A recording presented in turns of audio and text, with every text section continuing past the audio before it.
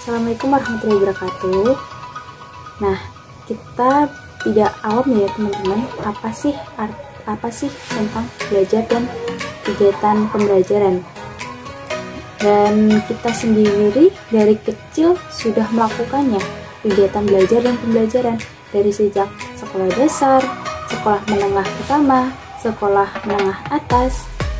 Namun dari kita sendiri tidak dipungkiri dan jarang sekali mengerti apa sih hakikat dan apa sih makna dari belajar atau pembelajaran itu sendiri. Nah, pada kesempatan kali ini kami dari kelompok 1 akan menjelaskan dan memberitahu kepada teman-teman apa sih hakikat belajar dan pembelajaran itu sendiri. Sebelumnya, izinkan saya memperkenalkan diri. Saya Dita Anggraini dengan nomor NIM 21021060003. Perkenalkan, saya Yanti Novita Sari, NIM 21021060001. Nama saya Wildan Namir Ramanullah dengan NIM 2102106002. Dan saya Novitri Wulandari dengan NIM 21021060004. Hakikat belajar dan pembelajaran. Yang pertama, hakikat belajar. Kita akan membahas tentang pengertian belajar, ciri-ciri belajar, teori-teori pembelajaran, belajar, tujuan belajar. Yang kedua, yaitu hakikat pembelajaran. Kita akan membahas tentang pengertian pembelajaran dan proses pembelajaran. Yang pertama yaitu pengertian belajar. Belajar merupakan suatu proses manusia untuk mencapai berbagai macam kompetensi, keterampilan, dan sikap.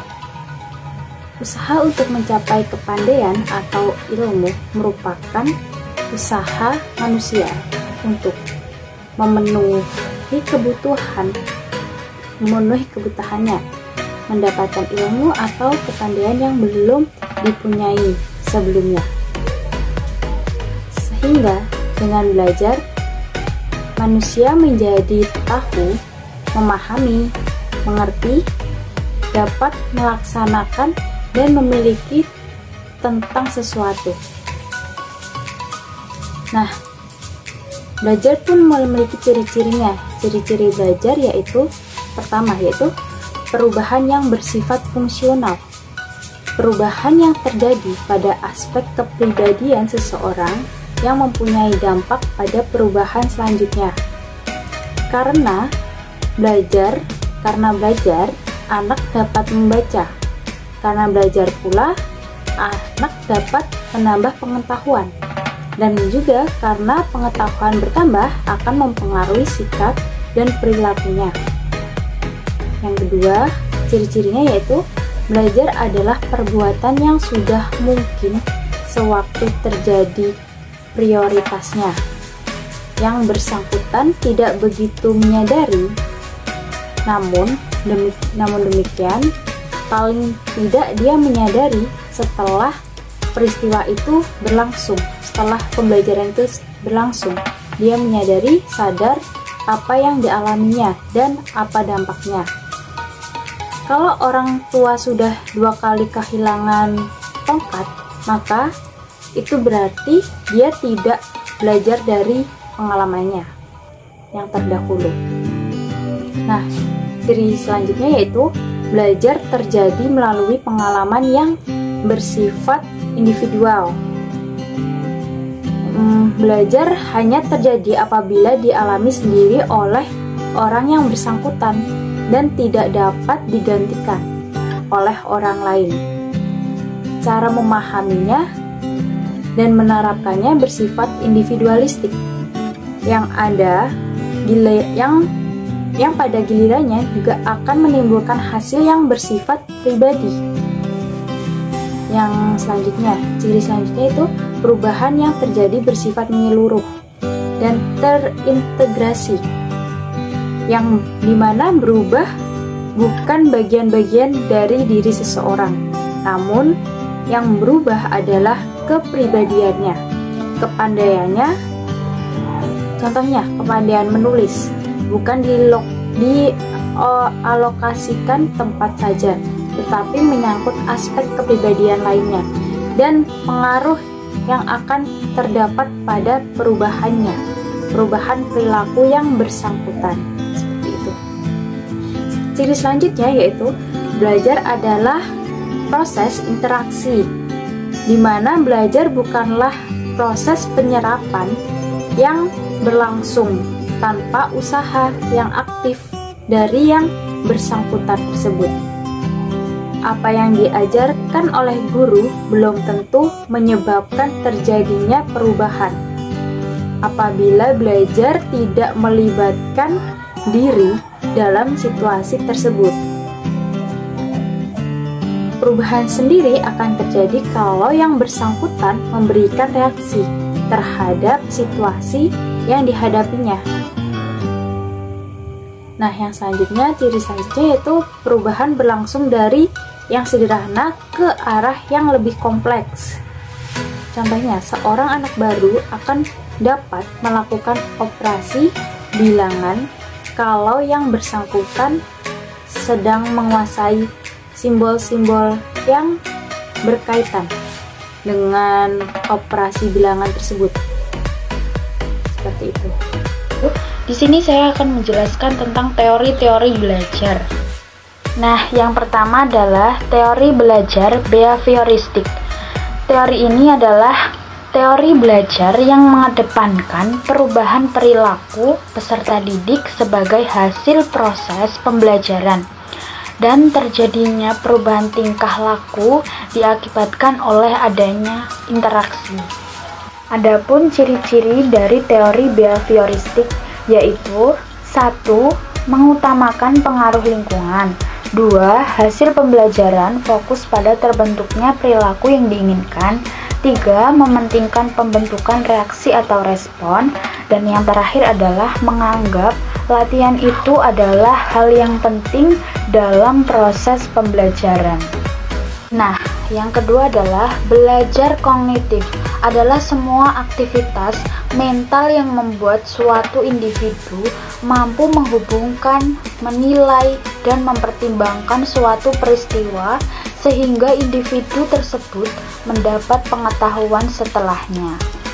Nah, belajar kognitif juga ada ciri-cirinya, yaitu 1. Mementingkan apa yang ada pada diri si anak. 2.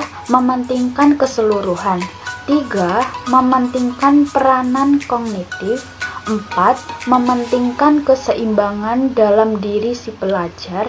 Dan yang terakhir adalah mementingkan kondisi pada waktu sekarang. Yang ketiga adalah teori belajar konstruktivisme adalah sebuah teori pendidikan yang mengedepankan peningkatan perkembangan logika dan konseptual pembelajaran. Dari teori belajar konstruktivisme ini juga memiliki ciri-ciri yaitu 1. Pengetahuan dibangun oleh siswa itu sendiri. 2. Pengetahuan tidak dapat dipindahkan dari guru ke murid kecuali hanya dengan keaktifan murid sendiri untuk menalar. 3. Murid aktif mengkonstruksi secara terus-menerus sehingga selalu terjadi perubahan konsep ilmiah. Nah, yang terakhir dari teori-teori yaitu adalah teori humanistik. Teori ini adalah satu dari beberapa teori belajar yang sering digunakan oleh guru.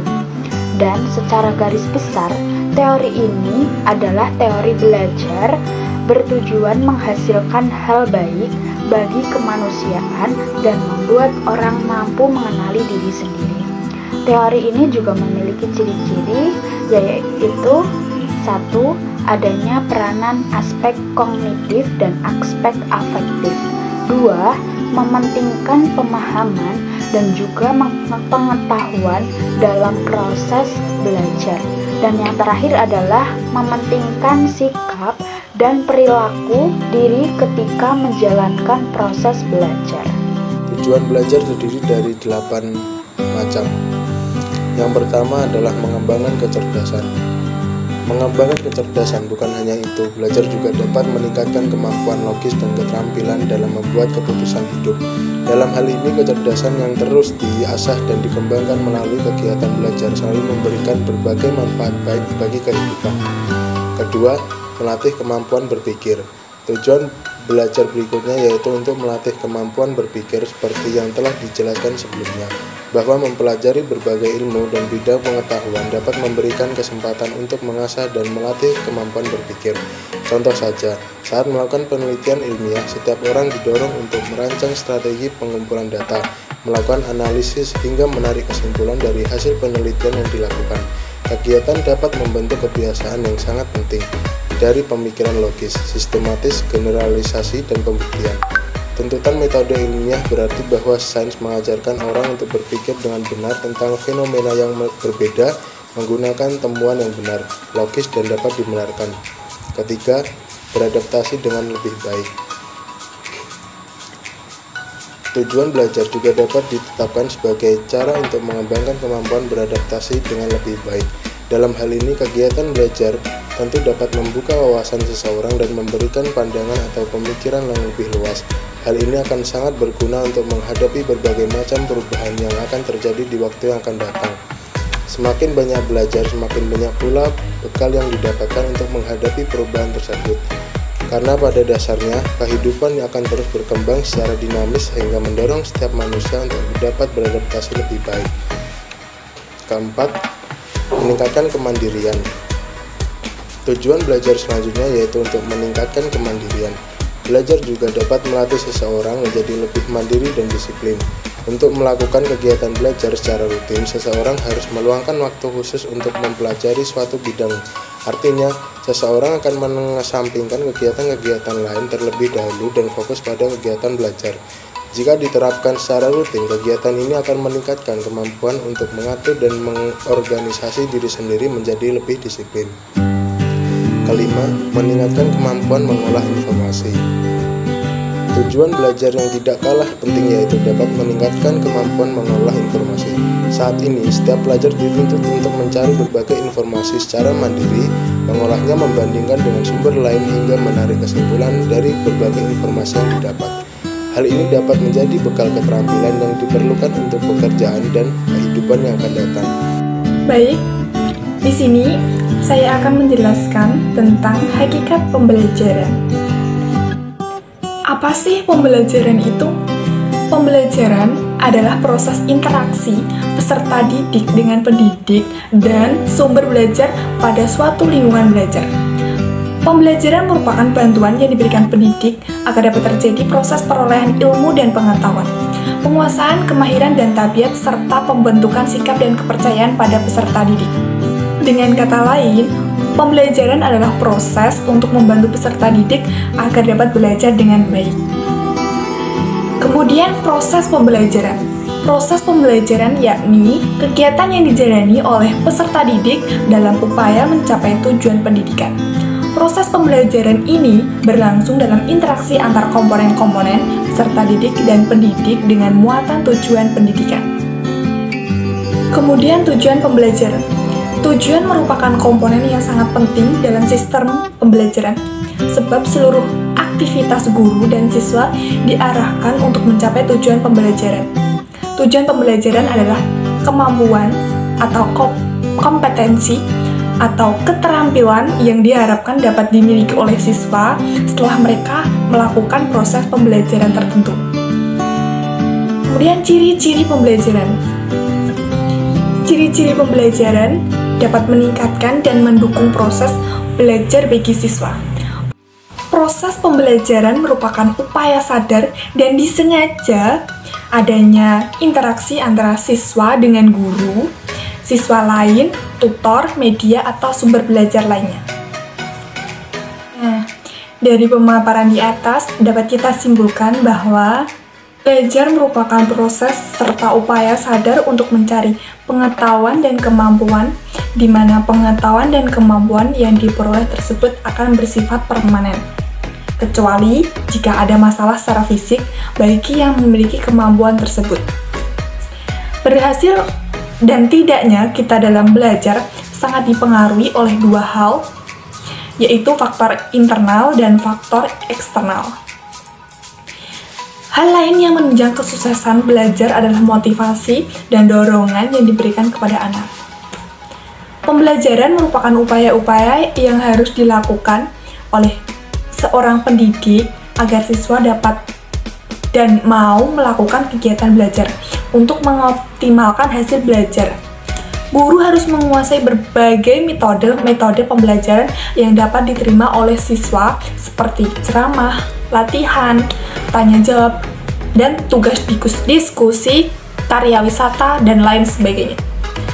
Guru sebagai pengajar dan pendidik tentu harus memiliki berbagai kompetensi sebagai bekal, baik kompetensi kognitif atau ilmu pengetahuan, efektif atau sikap, maupun psikomotor atau kecakapan jasmania. Oke, sekian pemaparan materi dari kelompok kami yang berjudul Hakikat Belajar dan Pembelajaran. Saya akhiri, wassalamualaikum warahmatullahi wabarakatuh. Terima kasih.